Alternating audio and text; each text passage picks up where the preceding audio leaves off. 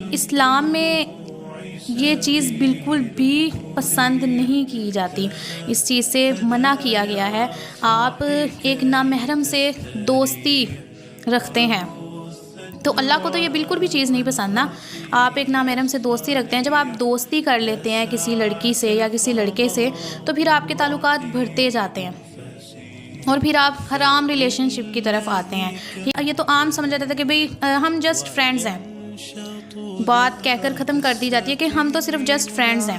لیکن جب اسلام میں اللہ تعالیٰ نے کہہ دیا ہے، قرآن میں اللہ تعالیٰ نے کہہ دیا کہ بھئی نامحرم ایک جو ہے وہ لڑکا، ایک لڑکی جسے ہم لوگ نہیں جانتے، اس کے ساتھ ہمارا کوئی خونی رشتہ ہے ہی نہیں، تو وہ تو ہمارے لیے نامحرم ہوا نا۔ اور نامحرم جو ہے وہ اس کے ساتھ ہمیں بات کرنے سے منع کیا گیا ہے۔ اور جب کہا گیا ہے کہ جب دو نامحرم اکٹھے ہوتے ہیں یا وہ بات چیت کر رہے ہوتے ہیں تو شیطان آتا ہے، آپ کو ورگلاتا ہے کہ بھئی تم یہ گناہ کرو۔ جب دو نامحرم بات چیت کر رہے ہوتے ہیں یا آپس میں بیٹھے ہوتے ہیں تو ابلیس خود آتا ہے کہ بھئی تم گناہ کرو۔ وہ آپ کو جو ہے وہ زنا کی طرف لے کے جاتا ہے، آپ کو گناہ کی طرف لے کے جاتا ہے، لیکن بات صرف یہ کہہ کر ختم کر دی جاتی ہے کہ ہم تو صرف جسٹ فرینڈز ہیں۔ لیکن یہ کلچر، اگر آپ مسلم ہیں تو آپ کو یہ کلچر اپنانا جو ہے وہ بالکل بھی نہیں چاہیے، کیونکہ آپ مسلم ہیں، ٹھیک ہے۔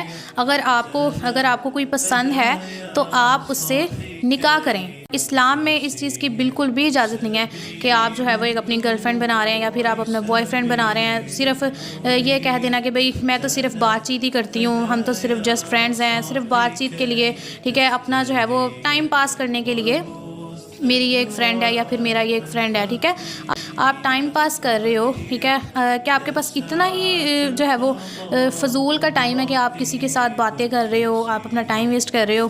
آپ کو اللہ تعالیٰ اس دنیا میں اسی لیے بھیجا گیا کہ آپ جو ہے وہ ادھر اس دنیا میں آ کے اپنا ٹائم پاس کرو؟ بالکل بھی نہیں۔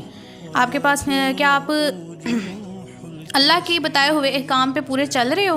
کہ آپ کے پاس اتنا ٹائم بچ رہا ہے، آپ 5 وقت کی نماز ادا کر رہے ہو، قرآن پڑھ رہے ہو، کہ آپ اپنا جو ہے وہ آپ سے اپنا ٹائم ہی پاس نہیں ہو رہا، تو آپ اپنا ٹائم پاس کرنے کے لیے آپ نے ایک گرل فرینڈ بنا لیا یا پھر آپ نے اپنا ایک بوائے فرینڈ بنا لیا۔ اپنے ٹائم کو جو ہے وہ اس طرح اسپینڈ کریں کہ آپ سے اللہ راضی ہو۔ آپ نماز پڑھیں، آپ قرآن پڑھیں، آپ کا ٹائم بہت ہی مجھے لگتا ہے کہ آپ کا ٹائم بہت ہی اچھی طرح سے جو ہے وہ آپ اسے اسپینڈ کر پاؤ گے۔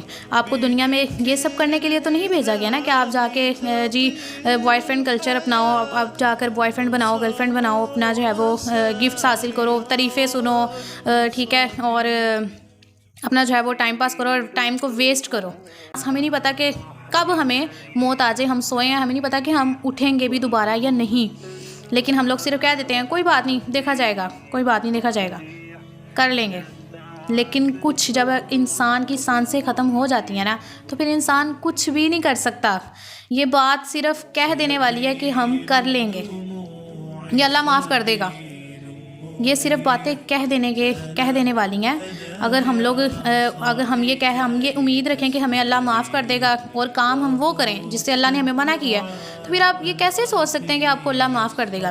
وہ یہ بوائے فرینڈ اور گرل فرینڈ کلچر سے باہر نکلیں، ٹھیک ہے، اللہ کی طرف آئیں، ٹھیک ہے، کم بیک ٹو اللہ، اپنے اللہ کی طرف آئیں، اللہ تعالیٰ کے ساتھ رجوع لگائیں، اس کے ساتھ دوستی کریں۔ آپ جب اپنے رب کے ساتھ دوستی کریں گے نا تو آپ کو دوستی کرنے کا مزہ بھی آئے گا۔